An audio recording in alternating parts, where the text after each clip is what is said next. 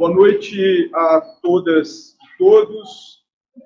Saúdo aqueles que estão presentes aqui no Anfiteatro 1 da nossa faculdade, também os que estão participando na sala do Google Meet. Eu quero inicialmente cumprimentar de forma muito especial o professor Edson Botelho, pró-reitor de pesquisa da Unesp, a professora Célia Jaquete, nossa pró-reitora de graduação, a professora Maria Valnice Boldrin, nossa pró-reitora de pós-graduação, o professor Marcelo Pereira, assessor do gabinete do reitor, e fico muito feliz com a participação de quase toda a equipe acadêmica da reitoria nesta nossa conferência, apenas o professor Raul, que não veio, e imagino que o professor Edson vá fazê-lo, mas também trago aqui uma saudação do professor Pascoal Barretti, nosso reitor, que está em viagem, não pôde participar online, e que cumprimenta a nossa faculdade pelo evento, também dá as boas-vindas do professor Renato Janine Ribeiro. Quero trazer também uma saudação da professora Fernanda Melo Santana, nossa diretora, que está no momento de licença maternidade, né? Isabela, a filha dela, está com menos de um mês, então, infelizmente ela não consegue acompanhar mesmo no formato online. Eu quero cumprimentar o professor Aguinaldo, nosso presidente da comissão de pesquisa da faculdade, o professor Hélio, coordenador do programa de pós-graduação em planejamento e análise de políticas públicas, a professora Karina, coordenadora do programa de pós-graduação em História, o professor Albério, coordenador do curso de Relações Internacionais, professor Daniel Damasio, coordenador do Conselho de Curso de Graduação em Direito, vice-coordenador do programa de pós-graduação em Direito, e, em nome dele, saúdo todo o corpo docente da nossa faculdade. Quero agradecer também a toda a equipe técnica da faculdade que preparou este evento, em nome do Márcio, assessor da vice-diretoria, da Daniela, assessora da diretoria responsável por nossa comunicação, a Sandra Sintra, supervisora da seção técnica de apoio, ensino, pesquisa e extensão, e ao Luciano, que é quem cuida das nossas atividades online e híbridas, sempre garantindo a qualidade dos nossos eventos. Saúdo a todos os estudantes de graduação e pós-graduação aqui presentes, e que no anfiteatro, que participam pela internet, e também a comunidade externa à Unesp, que se inscreveu e que está acompanhando esta conferência e esse debate.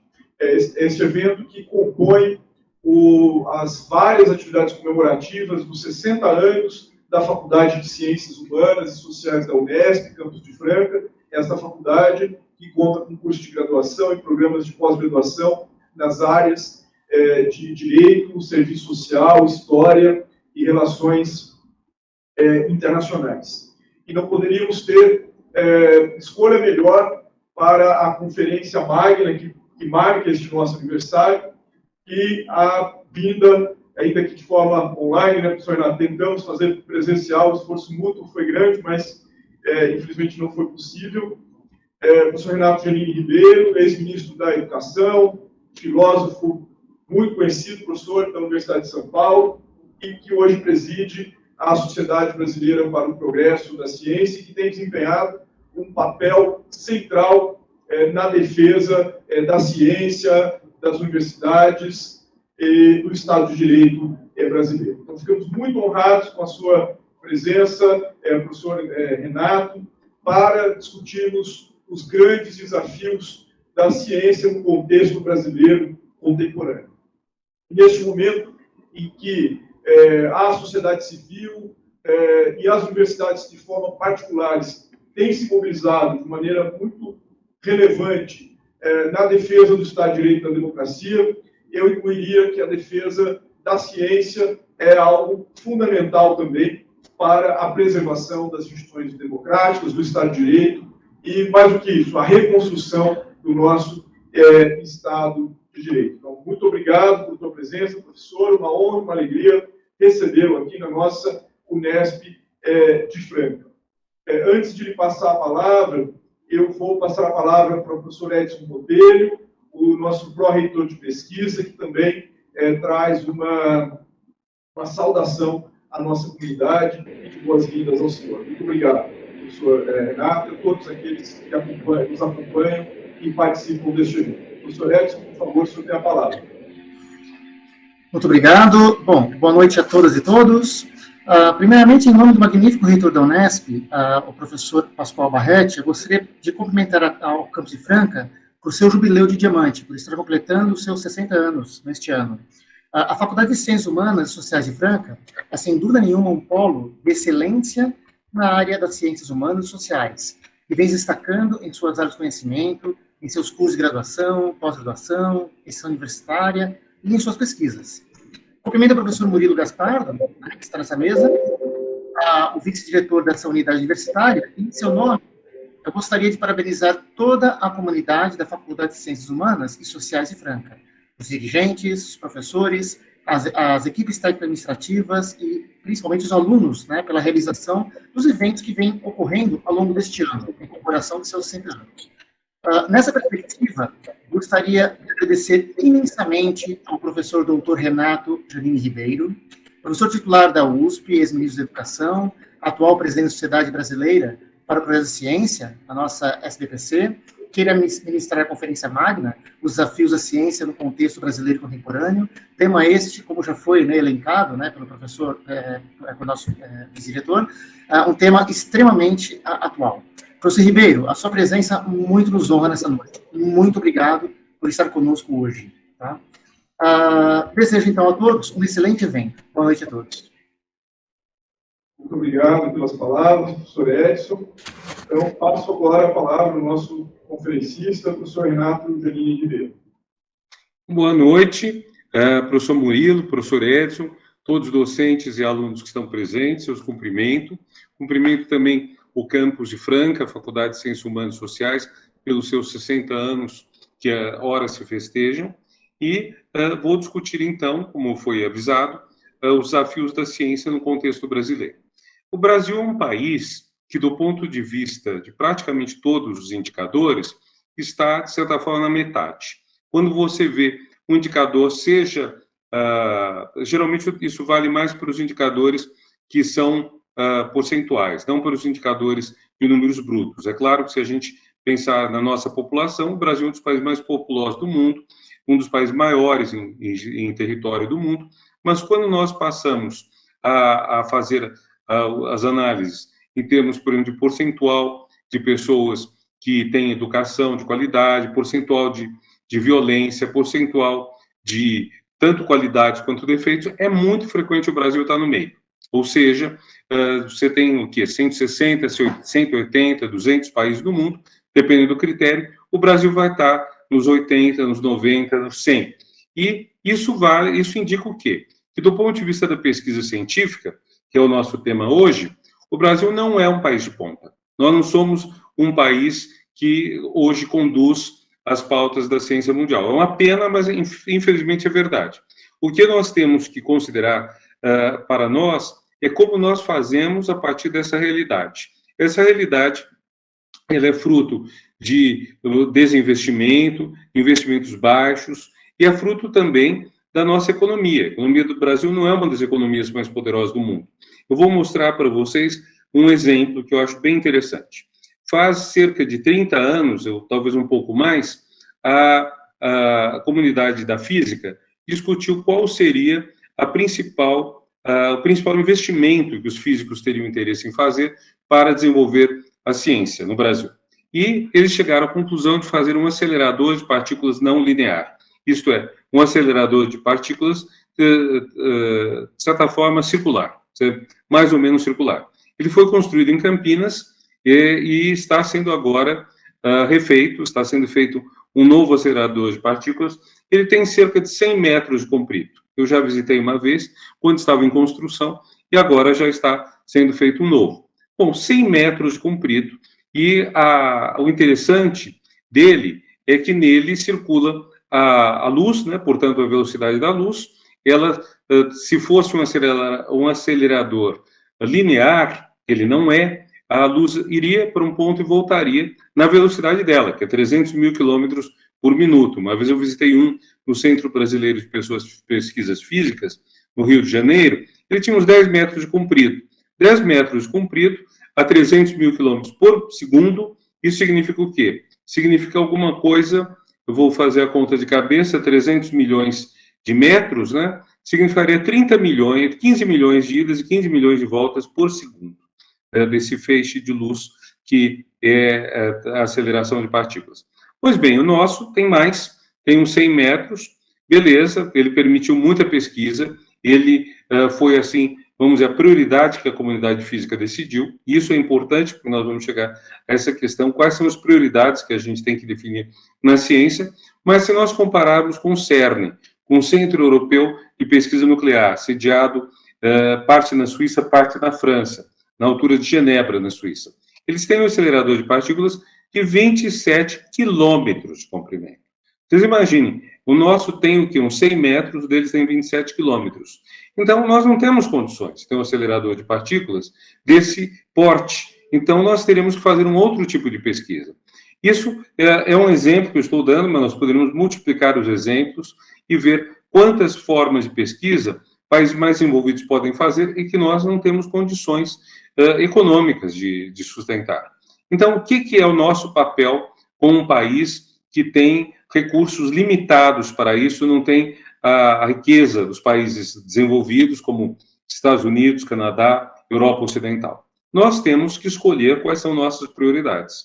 Nós temos que ter muito claro, em alguns assuntos, nós podemos e devemos ser lideranças. Em alguns assuntos, nós devemos realmente ser capazes de protagonizar a discussão da ciência mundial. Isso vale para as ciências humanas, que é o caso aqui, como também para as ciências exatas, biológicas, para todas as áreas de ciência. O Brasil já é protagonista em algumas áreas. Por exemplo, na soja, nas ciências agrárias. Dado que o Brasil é um grande produtor de soja, o Brasil desenvolveu uma pesquisa em soja que é importante. Antes mesmo de termos a soja como um produto importante brasileiro, nós fizemos muita coisa relevante no tocante ao café. O Instituto Agronômico de Campinas foi capaz, a partir do final do século XIX, de capacitar a agricultura brasileira a cultivar o café em condições não tão fáceis quanto, enfim, seria desejável, mas, enfim, em climas diferentes, em solos diferentes, temperaturas diferentes, etc.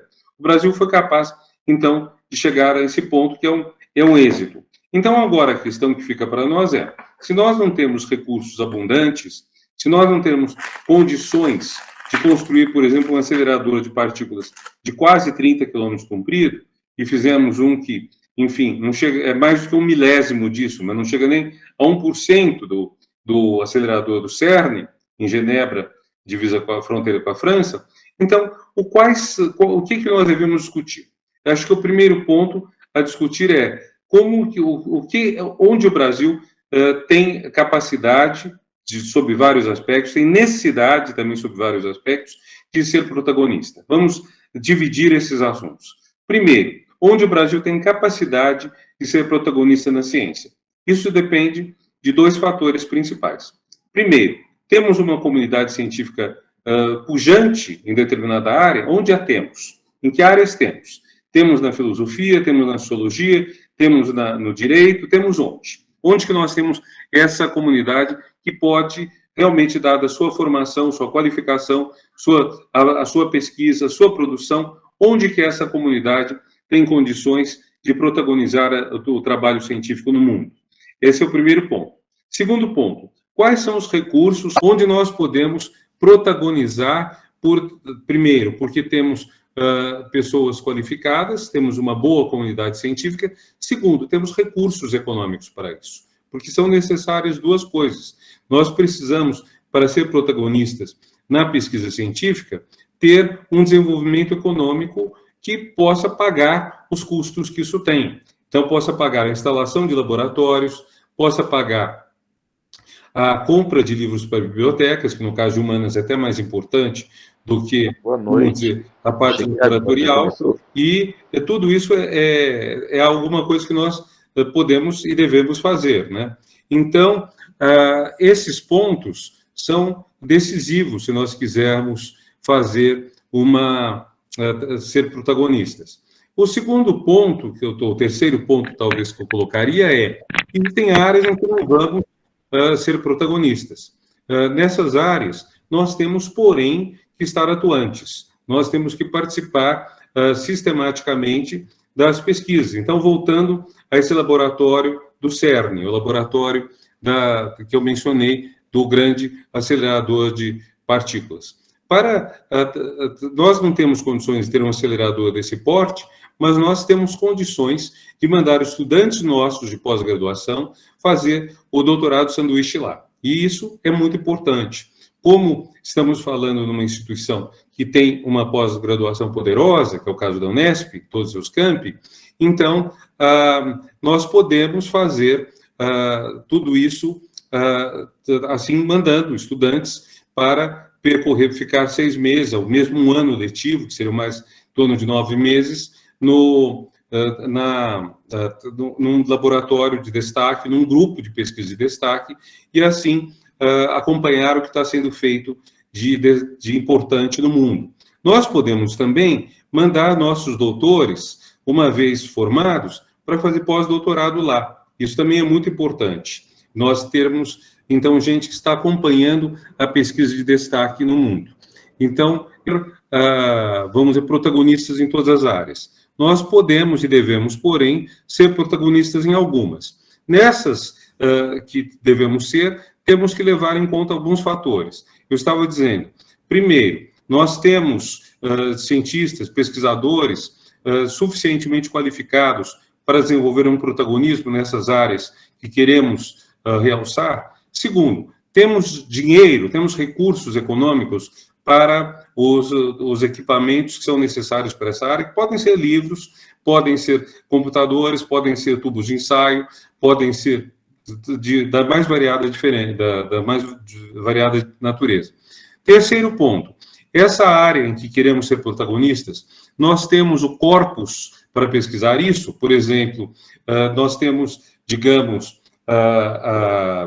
eu estava falando da soja, né? Na soja nós teríamos condições de trabalhar bem. A soja é uma prioridade brasileira, porque o Brasil produz bem soja, porque o Brasil exporta soja. Então, nós temos o corpus para trabalhar. E ainda um outro ponto, quais são as prioridades para a sociedade brasileira? Então, tudo isso é um conjunto de fatores para nós elegermos prioridades. Vou dar um exemplo muito óbvio, o meio ambiente. O Brasil tem uma biodiversidade invejável, uma das maiores do mundo. A floresta amazônica se divide entre 9 países diferentes, mas o Brasil que tem a fatia maior da floresta amazônica, e então ele tem uma capacidade de utilizar toda essa riqueza natural de maneira científica, podendo assim trazer muitos resultados positivos para o nosso país e para o mundo. Por exemplo, as 3 mais importantes ou mais conhecidas fábricas de cremes hidratantes no Brasil, as 3 têm as suas linhas com produtos da Amazônia. Uma delas até, que é uma fábrica francesa, ela criou uma vertente que tem o nome dela no Brasil, né? O complemento é no Brasil. Então, nós temos condições no nosso país de desenvolver isso, e temos também praticamente um dever, porque, como se diz, a floresta vale muito mais de pé do que derrubada, do que abatida. Então, se nós cuidarmos bem da floresta amazônica, nós temos condições de fazer coisas muito positivas com ela. Da mesma forma, nós podemos questionar outros pontos. Nós temos uma quantidade de tribos, de etnias indígenas no Brasil também grande. Calcula-se que depende, obviamente, do modo de cálculo, né? Quer dizer, como que você determina que uma etnia é diferente de outra, que uma língua é diferente da outra. Mas é provável que sejam mais de 200 diferentes. 200 diferentes línguas, 200 diferentes culturas. Essas línguas são muito significativas. Vou contar o caso de uma delas. Há um grupo que chama-se Pirahã. Os Pirahã são conhecidos, sobretudo, porque um missionário americano chamado Everett esteve entre eles faz uns 10, 20 anos atrás, e junto aos Pirahã, ele começou aprender a língua deles, é provavelmente o único não pirahã que conhece a língua dos pirahã, na época era, e o objetivo dele de conhecer a língua dessa etnia era traduzir a Bíblia para a língua deles e depois, com base nisso, promover a catequese desses indígenas. Acontece que esse antropólogo, linguista, missionário, ele, pelo convívio com os indígenas, perdeu a fé religiosa. Ele diz que perdeu a fé religiosa ao notar, em primeiro lugar, que os índios dessa tribo, os indígenas dessa tribo, como hoje se prefere dizer, não tinham tempos verbais. Eles lidavam sempre, tudo para eles era como se fosse o presente. E ele atribuiu isso a uma explicação bastante simples, não sei se todo mundo concordaria, mas explicação de que eles não têm nenhuma carência de alimento. O ano todo eles têm comida. Eles têm peixe, têm frutas, têm legumes, o ano todo. Então, eles não têm necessidade, tem animais também sem ser peixes, então eles não têm necessidade de pensar no tempo futuro. Eles não têm transcendência de si. Então, não tem nada que saia do aqui e agora. Razão pela qual, diz eles, não precisam de uma divindade. E com isso, ele próprio perdeu a fé em Deus. O que para ele foi um problema muito sério, porque ele era, como eu disse, missionário, e ele ficou muito preocupado se ele diria isso para a mulher e para as filhas que estavam com ele, e passou anos ocultando delas o fato de que ele tinha perdido a fé, de medo de ser rejeitado pela própria mulher e pelas próprias filhas, o que de fato aconteceu quando ele finalmente revelou, finalmente descobriram que eu não acreditava mais no Deus deles. Então, vocês vejam, isso é uma tese que pode ser discutida, não é a única sociedade que não tem tempos verbais, não quer dizer que necessariamente você não tenha Deus porque você não acredita, porque você não tem necessidades de alimentos, não quer dizer nada disso. Mas, de qualquer forma, é interessante notar que estudando uma determinada cultura, você tem condições de entender valores ou formas de ver o mundo que são diferentes nela em relação a outras. E o Brasil tem, como eu dizia, uma diversidade muito grande de culturas, talvez mais de 200 culturas nativas do nosso país, então estudá-las também deveria ser uma prioridade para o Brasil. Você, estudando diferentes línguas, por exemplo, você pode descobrir coisas muito importantes sobre as relações humanas. É algo que então já foi até priorizado. Houve uma época em que o CNPq fez uma linha de pesquisa para levantar línguas indígenas desconhecidas. Então, eles mandavam basicamente um linguista e um antropólogo para cada tribo e procuravam com isso ver como que essas tribos teriam o seu modo de ver o mundo, além da sua língua. Então, esses são alguns pontos que me parecem importantes. Isso posto, quais seriam as prioridades que a gente deveria definir nas áreas humanas? Como que nós poderíamos pensar nas áreas humanas o que seria prioritário para o Brasil? Hoje é mais fácil até a gente falar em primeiro plano de prioridades nas áreas biológicas, nas áreas exatas, nas áreas das ciências ditas exatas e biológicas. Por quê? Porque nelas as necessidades são evidentes, porque nelas as pesquisas são, enfim, bastante valorizadas mundo afora. Então, nós sabemos, por exemplo, que para enfrentar a Covid foi fundamental desenvolver uma série de estudos que levaram, em apenas um ano, a partir de uma centena de tentativas iniciadas já no começo de 2020, em apenas um ano, nós tínhamos pelo menos uma dúzia de vacinas que têm sido bastante eficientes na redução dessa taxa de mortalidade que chegou a levar 4.000 pessoas por dia no Brasil, por dia. Agora nós estamos com 200 a 400 pessoas por dia.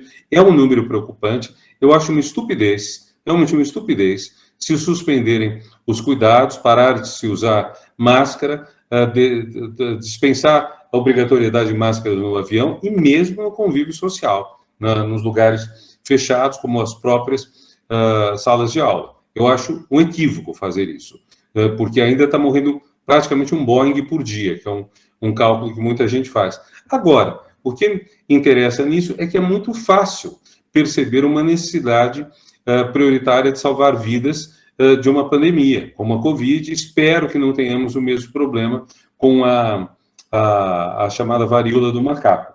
Mas quais seriam os equivalentes nas ciências humanas? Quais seriam as prioridades que deveríamos considerar em nossa área? Aí nós temos que pensar nas nossas potencialidades, mas também nas nossas necessidades. Uma necessidade importante do Brasil, necessidades importantes do Brasil estão ligadas a vencer a desigualdade, a erradicar a miséria e, mais que a miséria, a pobreza. Tudo isso é muito importante como meta para o Brasil. Então, nós temos que fazer pesquisas nessas áreas. Houve um avanço significativo na agricultura brasileira e de outros países do mundo também, no sentido de produzir mais. Hoje, o problema da fome não é mais um problema de falta de alimento, é um problema de acesso ao alimento, de distribuição dele, a capacidade de adquiri-lo, tudo isso, mas não é mais um problema da quantidade que se produz de alimento. Mas, de qualquer forma, nós temos que avançar nisso. Nós temos, por exemplo, cada vez mais pessoas que estão deixando a alimentação carnívora e passando para a vegetariana ou mesmo vegana. Provavelmente vamos ver uma continuação nessa direção, o que significa que precisaremos de bastante pesquisa para uma alimentação saudável, gostosa, que seja basicamente vegetais. Isso é um ponto que está no nosso desafio. E como que as humanas vão entrar nisso? Como nós vamos entrar, por exemplo, para enfrentar a questão da fome?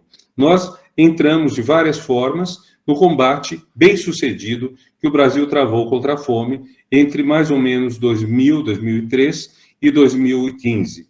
Nesse trabalho todo, o Brasil foi capaz de desenvolver não apenas tecnologias agrárias, mas também formas de conhecer como lida com os seres humanos em condição de carência.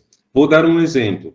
A então ministra do Desenvolvimento Social, Tereza Campelo, que participou do governo no mesmo tempo que eu ocupava a pasta da educação, ela, uma vez, contou uma coisa muito interessante, que era a chamada busca ativa. O que é busca ativa? Você, quando está lidando com a miséria, com a fome, com a carência, você, num primeiro momento, é como se abrisse um balcão. Você está esperando as demandas das pessoas necessitadas. Mas, a partir de um certo ponto, você é capaz de perceber as necessidades sem que as pessoas te procurem necessariamente, sem ter um balcão. Você pode perceber as necessidades a partir de estudos mais de grande escala, percebendo, por exemplo, e esse foi o caso que ela mencionou, a questão da miopia.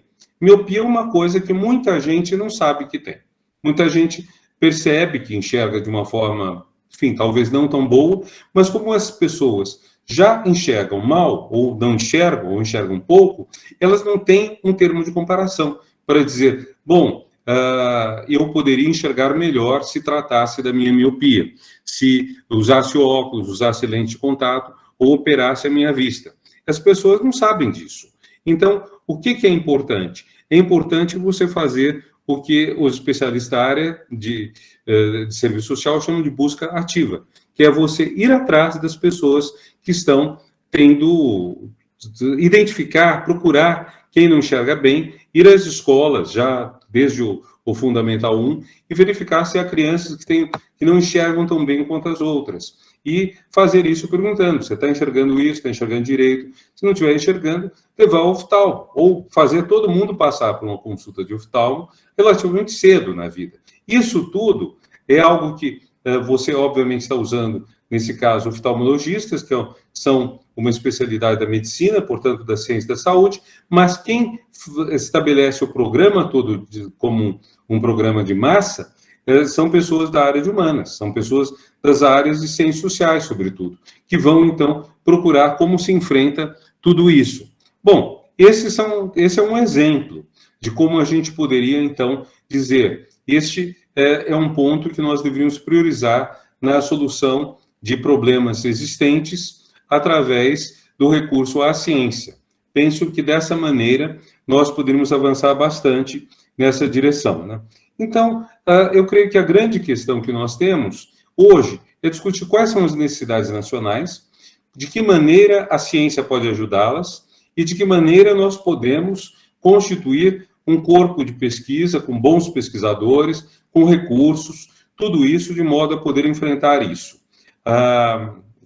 temos algo que é interessante nessa direção, que eu recomendo a vocês que procurem, que é a Estratégia Nacional de Ciência e Tecnologia, que terminou de ser elaborado em 2016, e era um plano que viria de 2016 até o atual ano. Claro que com todos os problemas que tivemos no Brasil, derrubada de um governo, depois o governo atual, que não é amigo da ciência, nem da educação, nem da saúde, nem da cultura, nem do meio ambiente. Com tudo isso, nós não tivemos condições, nós, enquanto Brasil, né, de aplicar essa estratégia nacional. Mas eu recomendo a vocês que deem um Google em Estratégia Nacional de Ciência e Tecnologia e procurem ver quais são as áreas que foram consideradas prioritárias para a pesquisa. E procurem ver também por que as áreas humanas estão tão fora disso e como que nós poderíamos contribuir com as áreas humanas. E uma vez que eu fiz essa espécie de desafio, eu penso que eu devo pelo menos oferecer uma resposta. Eu penso que uma questão essencial que faria as áreas humanas terem condições de trabalhar mais em conjunto é a questão da liberdade e autoritarismo. A liberdade e seus contrários. Nós temos, em praticamente todas as ciências humanas, alguma discussão sobre totalitarismo, autoritarismo, ditadura. Enfim, isso você pode encontrar na minha área, que é filosofia política, na ciência política, nas ciências sociais, na história, na administração, na pedagogia. Então, são muitas áreas que podem discutir a questão da liberdade e dos seus contrários. E esse seria um ponto interessante para, primeiro, cada área discutir como que ela pode interferir nessa discussão de modo a aumentar a liberdade das pessoas e reduzir o autoritarismo, reduzir a dependência do outro, etc. E segundo ponto, como podemos fazer que as áreas dialoguem entre si? Que, se formos discutir liberdade, que tenhamos uma conversa de pedagogos com psicólogos, com filósofos, com cientistas políticos, com historiadores. Como podemos fazer esse trabalho? Me parece que esse é um desafio básico que nós deveríamos enfrentar. Então, com essa recomendação, a gente chega ao ponto que estava previsto de eu falar, e nós podemos abrir, então, para uma discussão, professor Murilo. Então, estou à disposição para discutirmos. Agora que parece que a coisa está mais calma, né? Então... Bom, muito obrigado. Pedimos mais uma vez desculpa ao senhor e a todos os participantes pelo inconveniente. Todos os que promoveram a invasão foram excluídos da sala e depois só estão aqui os que têm e-mail institucional, enfim, e que com devida triagem agora. Então, agradecemos muito por suas palavras. Registro também, havia me esquecido de falar no início, que a professora Maísa Fulan, vice-reitora da Unesp, também viu a sua saudação e disse que quer acompanhar depois o vídeo dessa conferência. E eu abro a palavra, as inscrições, por favor, levante a mão, seja quem está aqui ou quem está aqui na sala, na virtual ou na presencial. E vou começar pelos presentes aqui na sala, com os docentes, né, presentes na sala física ou digital, e na sequência aos demais que levantarem a mão, assim o Luciano tem condição também de fazer uma triagem. Pedimos desculpas, mas esse cuidado é necessário. Alguém da equipe da reitoria gostaria de usar a palavra para algum comentário ou pergunta? Murilo, acho que apenas agradecer, né, ao professor Renato. Muito obrigado, professor Renato, pelas suas palavras. Né? É uma honra ter conosco novamente. Obrigado, Edson. Okay. Alguém aqui? Professor Albério. Muito obrigado, inclusive, por ela toda, pelo conjunto, professor, o entendimento da nossa questão da área humana. E noto uma diferencial importante aqui quando vemos o trabalho do Simon, do Schwartzman, sobre essa mesma questão, uma reposicionamento de todos os nossos problemas. Mas eu, como eu trabalho muito com a área de economia política, sempre fico pensando na questão da igualdade, né, como o grande problema para nós da área de ciências humanas. E me parece que a questão da igualdade ela tem uma dimensão histórica, uma dimensão política bastante significativa numa sociedade com as características nossas aqui, as características brasileiras, e um possível projeto de construção de um país. Eu gostaria de ouvi-lo, então, no sentido de como é que podemos amarrar a questão da liberdade com essa outra questão da igualdade, que é pano de fundo para vários programas, várias pesquisas, que tem como origem a questão da desigualdade. Então, gostaria de ouvir também nesse sentido. Não só sobre o entendimento da liberdade, mas também sobre a possibilidade de construir um novo país à luz de um conhecimento científico mais fundamentado. Então, gostaria de ouvi-lo nesse sentido. Bom, é o que eu tinha entendido mesmo. Trata-se de colocar a questão da igualdade com toda certeza. Quer dizer, não dá para separar a questão da liberdade e a questão da igualdade. Basicamente, uma sociedade livre é uma sociedade na qual existe uma igualdade de direitos às pessoas. E é muito importante que a gente entenda que a igualdade não é identidade. Sermos iguais não quer dizer que somos idênticos. Ser iguais pode parecer paradoxal, mas temos direito às diferenças. E temos direito, cada um de nós, a florescer nas suas vocações distintas. E esse é um dos grandes problemas da sociedade brasileira. É uma sociedade que dá muito poucas oportunidades às pessoas de terem seus talentos identificados e desenvolvidos, sobretudo as pessoas mais pobres.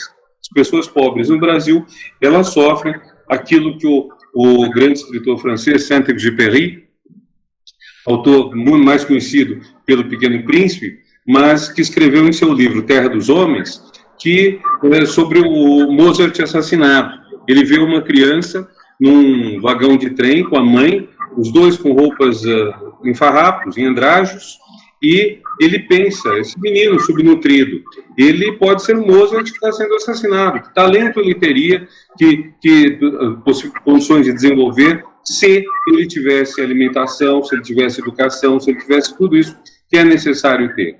Então, não tendo isso, essa criança está sendo praticamente liquidada, está sendo exterminada. E esse é um problema sério na sociedade brasileira, muito sério. Eu concordo, então. Eu acho que essa também é uma questão muito importante. Acho só que não devemos opor igualdade e liberdade. É comum se dizer que a defesa da liberdade seria um tema mais de direita, a defesa da igualdade um tema mais de esquerda. Eu não concordo com isso. Eu penso que a Revolução Francesa foi muito feliz ao colocar 3 temas: liberdade, igualdade e fraternidade.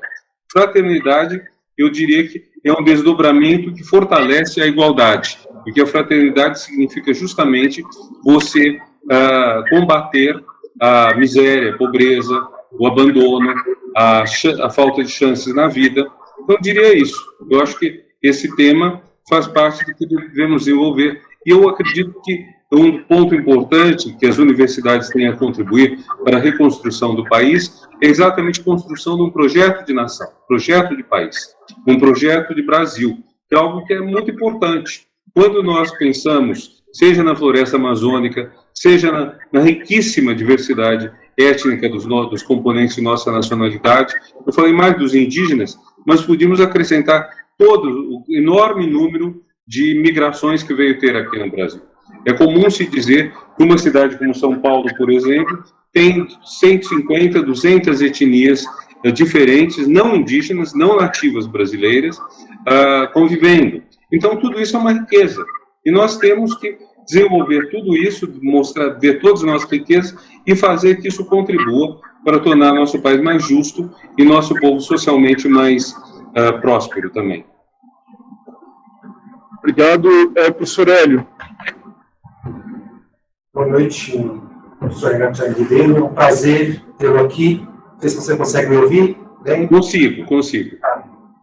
Então, acho que a minha pergunta vai um pouco na direção do que o professor Albério perguntou um pouco antes, mas talvez com um foco um pouco diferente, mas tentando dialogar com o que você falou na parte final da sua resposta, de que liberdade e desigualdade não podem ser vistas como coisas antagônicas, no limite porque a gente pensa a democracia tentando articular as duas coisas o tempo todo. Pelo menos é assim que eu tento entender essa parte final da sua resposta, professor Alberto. Nesse sentido, a minha pergunta seria a seguinte: se de um lado, de fato, a democracia é um valor inquestionável, né? De outro lado, tentando pensar um pouco na parte final da sua fala, é absolutamente incontornável a gente pensar a questão da eficácia da ciência, né? Para tentar resolver os problemas que a gente entende como problemas estratégicos.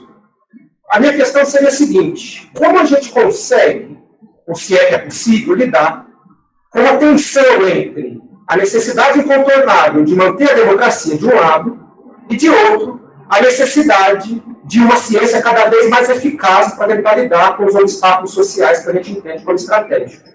Porque não necessariamente mais democracia significa mais eficácia na solução de problemas, pelo menos assim eu penso. Bom, a pergunta é mais ou menos essa, eu queria saber o que você pensa sobre essa tensão entre eficácia da ciência e aprofundamento da democracia. Obrigado, mais uma vez. Obrigado, eu agradeço.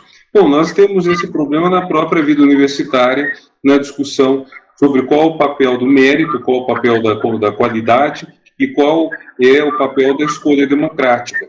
Então, nós temos isso com muita frequência, porque a carreira acadêmica é uma carreira que deve ser seguida em função da qualificação das pessoas, que é algo próximo do que você chamou de eficácia. Não é exatamente, mas está próximo. A gente espera que as pessoas que fazem um mestrado, um doutorado, que depois defendem uma livre docência, se tornam professores titulares, obtêm uma bolsa de pesquisador do CNPq, que as pessoas o tenham obtido pela sua qualidade de pesquisa e, portanto, que essa pesquisa seja capaz de iluminar coisas novas e, portanto, de alguma forma ter uma eficácia. Então, esse é um ponto importante. Por outro lado, há uma discussão forte nas universidades brasileiras sobre a questão da democracia, que muitas vezes vai resultar na discussão de como se escolhem os reitores. A universidade na qual fiz toda a minha carreira, a Universidade de São Paulo, ela não tem eleição direta de reitor. E existe por toda uma parte substancial dos professores, dos grandes pesquisadores da USP, uma recusa da ideia de uma eleição direta, porque eles acham que se perderia a qualidade. A minha experiência, conhecendo as universidades do Brasil como um todo, indica que, embora a eleição seja sempre um risco, ela não trouxe reitores menos qualificados. Várias universidades que escolhem seus reitores por uma forma eletiva tiveram nomes de absoluto destaque. Apenas mencionando um, o professor Naomar de Almeida, que foi reitor da Federal da Bahia, fez um trabalho belíssimo lá e depois criou a Universidade Federal do Sul da Bahia, da qual também foi reitor. Então, ele foi eleito para a reitoria da UFBA e fez um trabalho muito importante. Então, esse é um caso que, enfim, diz respeito ao nossa vida, né, nosso cotidiano. É claro que temos que ter alguns pontos importantes que evitem, digamos, absurdos. Eu lembro uma situação na Universidade Federal do Rio de Janeiro, que custou caro a essa universidade, uma das mais antigas do Brasil, uma das melhores do Brasil, mas pagou um preço caro, porque muito tempo atrás, um candidato a reitor prometeu dar um dia livre para todos os funcionários se ele ganhasse. E ele ganhou, e reduziu o tempo de trabalho dos funcionários, perdendo, então, força de trabalho e qualificação. Então, nós temos que ter, evidentemente, certos cuidados, certas precauções, mas eu acho que isso já é um exemplo interessante de como nós temos que fazer os dois fatores, o fator democrático e o fator da qualidade, se equilibrarem. O fator democrático aparece muitas vezes quando nós temos, por exemplo, que escolher as grandes opções, digamos, nacionais. Então, quando nós temos, por exemplo, que decidir qual tipo de pesquisa vai ser prioridade financiar, essa discussão talvez não deva ser apenas de dentro da universidade, mas deva envolver os eleitos do povo, deva envolver o governo que foi democraticamente eleito no nível estadual, no nível federal, dependendo da universidade pública, né? Ou, enfim, quer dizer, quando o CNPq CAPES, FAPESP vão financiar, talvez seja importante também levar em conta quais são as prioridades que a sociedade coloca. Eu fui diretor da CAPES, diretor de avaliação, faz já algum tempo, e na ocasião, no meu período, nós introduzimos na avaliação da pós-graduação um fator importante, que é o do impacto social. Nós pedimos que cada área definisse qual o impacto que ela pretende ter socialmente falando. Então, voltando, por exemplo, às ciências agrárias. Ciências agrárias vão melhorar a produtividade de alimento? Esse é um impacto social importante. Elas vão, junto com isso, evitar a poluição dos rios, a destruição da natureza. Isso também é importante levar em conta quando você está avaliando um mestrado ou doutorado em ciências agrárias. Qual seria o equivalente disso na minha área, por exemplo, a filosofia? Seria, talvez, formar professores que possam ser bons no ensino médio, talvez até pensar na ideia de ensinar filosofia para crianças, que é uma linha de trabalho que, enfim, tem sido desenvolvida já faz pelo menos 20 ou 30 anos, e como nós teríamos isso, de que maneira esses fatores melhorariam a vida da sociedade, que é o sentido da democracia, professor Hélio, é melhorar a vida da sociedade. Então, de que modo esse impacto vai ocorrer? E aí é importante a gente discutir, talvez, essa é uma discussão longa, não dá para fazer hoje, mas o que nós entendemos por democracia. Por exemplo, o Plano Nacional de Educação, em vigor, embora não esteja sendo aplicado, que em princípio vigoraria de 2014 a 2024, ele tem uma meta importante, que é a meta da democratização da escola. Agora, como nós entendemos o que é democratização da escola? A visão mais simples, mais óbvia é quem vai escolher o diretor. Vai haver um conselho da escola, com representantes de professores, de alunos, de funcionários, talvez, de pais de alunos, e esse conselho vai eleger o diretor? Ou nós vamos pensar também que faz parte da democracia na educação o direito ao aprendizado, e vamos considerar que uma escola é mais democrática quando os alunos aprendem mais e melhor coisas que eles vão utilizar depois na sua vida. Essa é uma discussão importante.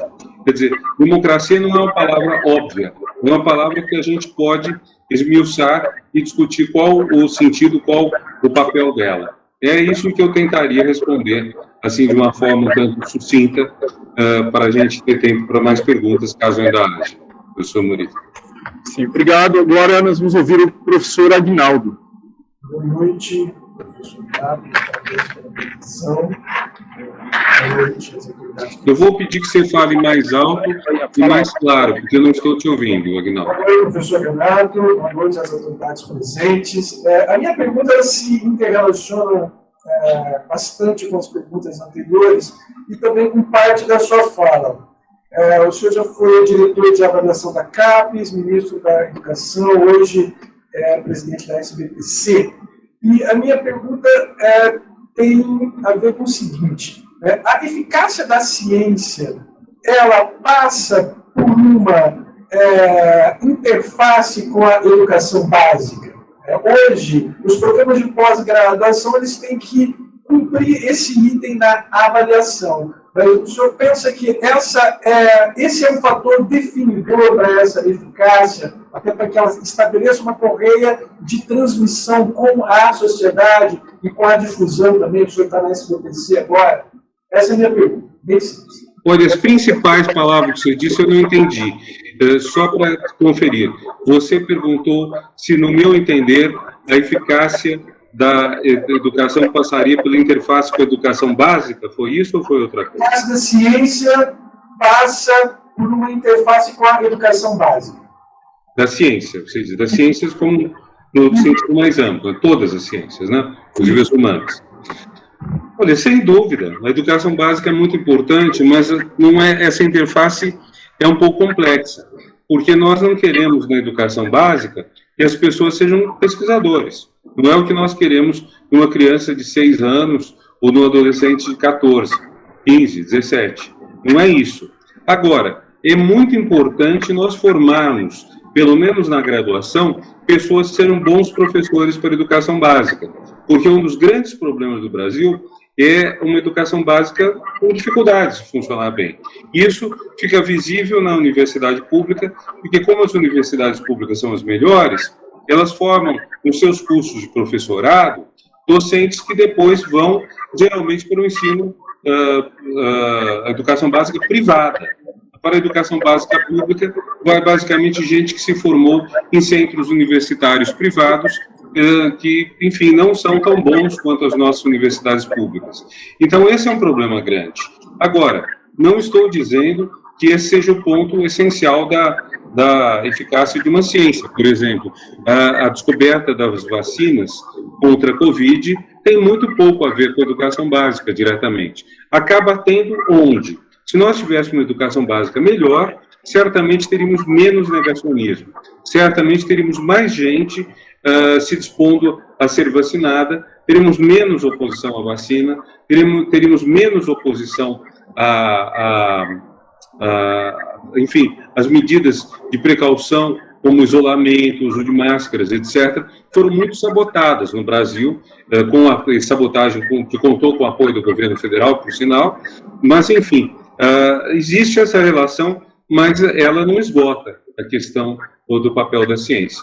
Na verdade, o que nós precisamos são duas coisas diferentes. Nós precisamos ter uma pesquisa qualificada no ensino superior e na pós-graduação, e nós precisamos ter uma educação básica de qualidade, o que supõe que nossas crianças e adolescentes aprendam bem tanto a química, a física, a biologia, quanto também, por que não, a teoria política, a cultura, e eu diria até mesmo a psicologia. Eu acho que seria muito bom nós termos psicologia no ensino médio.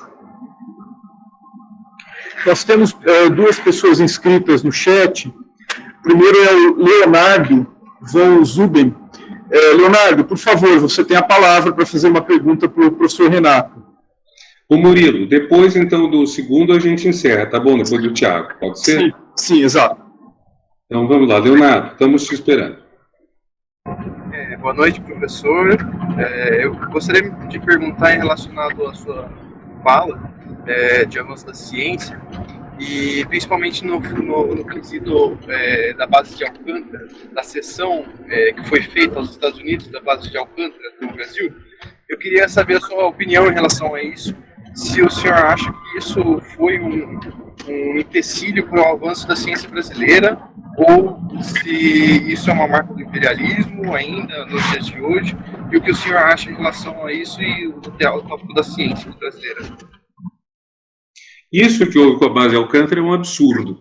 O Brasil cedeu uma parte do seu território que tem uma capacidade de exploração de pesquisa espacial significativa em troca de migalhas e, aliás, faz parte do acordo, inclusive, que o Brasil abra mão do direito de controlar os estrangeiros que venham para essa base, os norte-americanos que para lá venham. É uma questão que contou sempre com a oposição decidida da comunidade científica brasileira. Um dos maiores cientistas brasileiros, que é o professor Luiz Bevilacqua, foi diretor da Agência Espacial Brasileira. Ele se insurgiu seriamente contra isso tudo. Ele é membro do conselho da SBPC, foi ele o que concebeu o modelo da Universidade Federal do ABC, que é uma universidade exemplar, e, enfim, a comunidade científica brasileira se opõe a isso. E ela entende que é algo que retrocede, que faz recuar a capacidade nossa de pesquisa e de desenvolvimento. Eu associaria esse caso, por tratar também de pesquisa espacial, à degradação das condições do Instituto Nacional de Pesquisas Espaciais. Cito no Vale do Paraíba, aqui no estado de São Paulo, e que teve seu diretor, o professor Ricardo Galvão, demitido de uma forma totalmente errada pelo atual presidente da República, o qual o presidente achava que não queria que fossem divulgados os dados de queimada na Amazônia, que o INPE fornece. E assim que eu fui eleito presidente da SBPC, eu fui com meu vice-presidente, Paulo Artacho, que é um dos grandes cientistas brasileiros na área de meio ambiente, até o INPE, fomos lá visitá-lo e soubemos coisas terríveis, que a gente depois até comentou. Por exemplo, o departamento de satélites do INPE está praticamente fechado. Ora, o INPE, para fazer pesquisa, precisa colocar satélites no espaço. Esses satélites já foram de 500 quilos, hoje são mais leves, são mais qualificados, mas isso é uma coisa complicada. E um ano atrás, quando a gente assumiu a direção da SBPC, o supercomputador Tupã, que é muito importante pelos cálculos que ele faz de previsão do tempo, ele estava praticamente agonizando. E o governo não substituiu, ou seja, nós ficamos sem informação sobre coisas fundamentais que seriam muito úteis, diretamente até para a área agrícola, né? É curioso que os grandes agricultores deram tanto apoio a esse governo e acabam apoiando um governo que não favorece a pesquisa científica na área deles, né? E isso é uma coisa que, enfim, em todos os campos a gente pode notar esse problema que o Leonardo apontou na base de Alcântara. E é uma pena isso. Ok, Tiago, por favor, nossa última pergunta. Boa noite, Renato. Boa noite a todos. Boa noite. É um prazer estar aqui, poder prestigiar. Bem, eu gostaria de saber, sendo o senhor uma pessoa destacada na ciência no Brasil, pensar um pouco os desafios, justamente para tornar a ciência uma política do Estado, né? Tanto na questão do financiamento, claro, mas também, como foi comentado aqui ao longo dessa palestra, o impacto social. Como tornar esse processo uma política não de governos, que foi muito importante a política do PT de incentivo, mas que durou muito pouco, né? O senhor mesmo foi ministro durante um período muito conturbado, desde então, ladeira abaixo nós estamos. E, por fim, para encerrar, seria interessante a gente sonhar um pouco, né? Que possibilidades o senhor vê que nós temos, enquanto país, de tornar a ciência, de fato, ter mais impacto social, de ter mais financiamento, de ser uma política de Estado? Obrigado. Bom, acho que essa questão que você colocou é crucial, ela sempre é levantada nos vários aspectos em que a SBPC e a comunidade científica atuam. Nós publicamos, e está no site da SBPC, eu sugiro que vocês procurem, porque nós chamamos de Projeto para um Novo Brasil. Nós fizemos 13 seminários durante o primeiro semestre: educação básica, pós-graduação, ensino superior, saúde, meio ambiente, enfim, todas as áreas, cultura. Fizemos 13 seminários e, a partir disso, desenvolvemos uma série de propostas para um novo governo e enviamos um resumo executivo disso, por assim dizer, para os candidatos à presidência, para ver quais deles endossam. Nós convidamos 3 candidatos, os 3 candidatos com maior número de intenção de votos, a irem à reunião anual da SBPC, que foi em Brasília no mês passado. O candidato Lula foi, na quinta-feira, da reunião. O candidato Ciro deveria ir na quarta, mas não pôde, foi na sexta. E o candidato Bolsonaro só declinou o convite, só respondeu ao nosso convite no penúltimo dia da reunião, quando nem teríamos mais espaço para receber. Mas os 2 candidatos que foram disseram que eles endossavam nossas propostas. Na verdade, eles endossaram sem lê-las, até antes mesmo de ler, porque ou é sinal de muita confiança em nós, ou é sinal de que, enfim, eles terão que ler para saber se estão mesmo de acordo. Mas um dos primeiros pontos, Thiago, tanto que a gente tinha isso no resumo de praticamente cada seminário praticamente chegava a isso, temos que ter uma política de Estado para a educação, não apenas de governo. Política de Estado para a cultura, política de Estado para o ensino superior, política de Estado para a ciência. Aí, no fim, nós pegamos isso da política de Estado e colocamos no começo. Todas as áreas demandam políticas de Estado, ou seja, políticas que tenham continuidade. Isso significa a gente parar com um mau hábito de utilizar as propostas políticas que existem como uma espécie assim de bandeira partidária. Quer dizer, então, por exemplo, você assume o governo, existe uma política que está andando bem, você muda o nome da política. Você muda de Minha Casa Minha Vida para Casa Verde e Amarela, muda de Bolsa Família para Auxílio Brasil, mas, enfim, melhora com isso? Não necessariamente. Agora você vai jogar fora, provavelmente, muita coisa. Vai jogar muito... Hoje não existe mais papel timbrado, mas praticamente. Mas você jogaria fora papel timbrado, jogaria fora broches, jogaria fora um monte de coisa que hoje já tem até menos impacto do que isso. É preciso isso, sim. E é preciso, mais do que isso até, eu diria, Tiago, é preciso que a sociedade brasileira entenda e assuma como sua essa política. Eu nem gosto tanto da expressão política de Estado. Eu prefiro falar política da sociedade. Eu acho que não é o Estado que tem que assumir a responsabilidade, mas a sociedade que tem mesmo que dizer, olha, Nós queremos isso. Por exemplo, sou pai. Eu quero que meus filhos tenham uma boa educação. Eu quero que eles tenham acesso à cultura, saúde boa. Então, tudo isso tem que ser assumido pela sociedade como um projeto do país.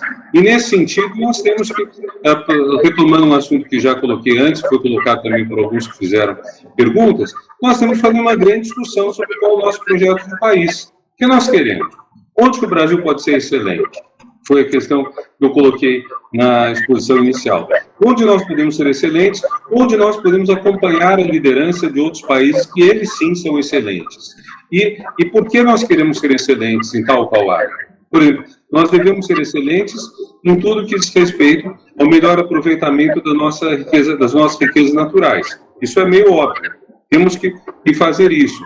Agora, como que isso tudo vai repercutir de maneira positiva para a nossa sociedade? Como vamos evitar que isso seja apropriado por poucos, em detrimento dos muitos? É uma tradição da sociedade brasileira. Eu acho que tudo isso faz parte do que a gente tem que fazer. E para isso, nós precisamos que a sociedade assuma essas bandeiras. E fique claro para todo mundo que se você não tiver ciência, cai o nível de vida de todos. Parar com essa história. Eu estava lendo outro dia alguém que questionou um jornalista que falava mal do que eles chamavam doutores da USP. Isso não foi agora, já faz algum tempo. Foi quando houve alguma reivindicação salarial nas universidades estaduais. E aí, um jornalista importante começou a falar que precisava ter melhor gestão nas universidades, aprender com o setor privado, fazer gestão, e os doutores das universidades estaduais, não é só a USP, do Unesp, Unicamp, os doutores das universidades estaduais, das boas universidades brasileiras, tinham que aprender com isso, tinham que ser menos voltados para o próprio umbigo, etc. Olha, tudo isso daí está ligado a um certo desconhecimento do papel do doutor, sabe, do papel do pesquisador. O pesquisador não está na universidade simplesmente para ganhar dinheiro, ele está na universidade para fazer pesquisa. Uma pesquisa que tem que ter um impacto positivo na sociedade. E esse é um desafio para nós. Nós temos que ser capazes de dizer onde que nós vamos fazer esse impacto positivo resultado, onde que vamos, de que maneira ele vai melhorar a vida dos nossos concidadãos, nossos compatriotas, sobretudo os mais pobres, sobretudo os excluídos históricos. E aí isso vale tanto para a questão dos pobres, quanto as minorias excluídas historicamente, quilombolas, afrodescendentes, indígenas. Mas, enfim, nós não podemos separar a questão identitária da questão da pobreza. Porque um dos problemas que eu vejo nos últimos anos é que a questão identitária assumiu um tal vulto que a questão social, a questão da pobreza, perdeu foco. E isso é muito preocupante, porque os discriminados por questões de etnia são parte dos mais pobres. Então, nós temos que enfrentar essas questões. Eu acho muito importante tudo isso, viu, Thiago? Então, acho que a sua pergunta é decisiva e acho que nós temos que ir nessa direção, sim. Murilo, eu acho que a gente avançou bem. A conturbação inicial, mas deu para superar, felizmente. Né? Sim, felizmente. Agradeço a Luciano que conseguiu repelir prontamente a invasão. Parabéns à pessoa que conseguiu isso. Mas foi invasão mesmo, Murilo? Invasão de que... Não, pegaram o link e entraram, foi isso. Não é nada muito sofisticado. Né?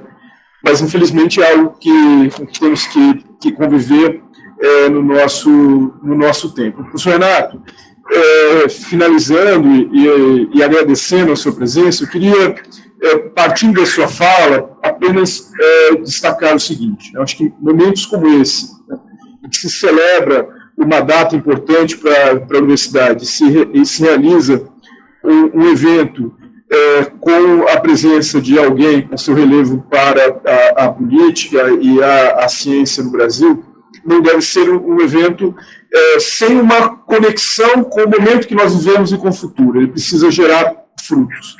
Então, eu tomo as suas palavras e seus questionamentos sobre os desafios para a ciência no Brasil como um todo, como um desafio, em primeiro lugar, para a nossa faculdade, enquanto uma faculdade de ciências humanas e sociais, que tem um nascente centro de pesquisas em ciências humanas e sociais, cujos propósitos passam justamente por identificar quais são nossas áreas de maior energia, de maior potencial, e aquelas questões comuns. Então, isso como um desafio para refletirmos, professor Aguinaldo, professor Hélio, no âmbito dos nossos fóruns de pesquisas, no âmbito da comissão de pesquisa, né? Então,